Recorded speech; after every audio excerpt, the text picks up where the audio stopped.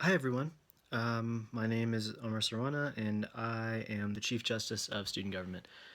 I apologize for the quality of this video and making it right from my phone, but probably makes me seem a lot more authentic than the other committees that made videos. But anyway, let's talk about Judicial Council. So we have one Chief Justice, which is me, and we have two Associate Justices and two election commissioners during the spring semester.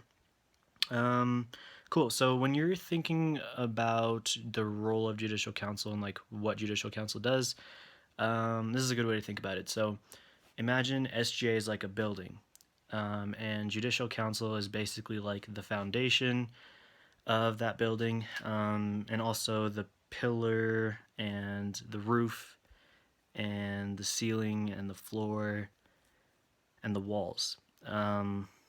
And every other committee is basically like I guess they're left with the windows, which are structurally useless, but it's probably better than, I guess, staring at a wall.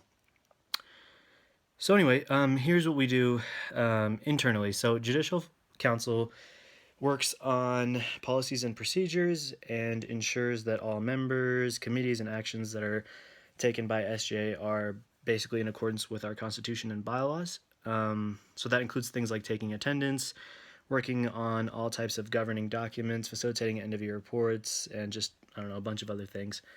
So externally, so that's internal, and then externally, Judicial Council focuses on making sure that SGA, basically in a nutshell, making sure that SGA is adequately representing the voice of the students. So this includes things like managing a system of student concerns with different student service offices and students in general, acting as kind of like an appellate court, not really a court, but basically we have an appeal process for students who have a problem with SJ's decisions, and then managing the student government elections, which is how you all got elected. So that's kind of what we do in terms of, you know, our role in student government. I hope that didn't bore you. Honestly, Judicial Council, isn't really seen as the most exciting committee, and you have to really be committed to working on these types of things if you want to work as a justice. And honestly, that's probably why we get the most done every year in terms of our initiatives than any other committee. But some of our most important initiatives this year included working on a system of student concerns, starting a week-long event called or outreach event called Student Outreach Week, which I'm sure you all will hear more about next year.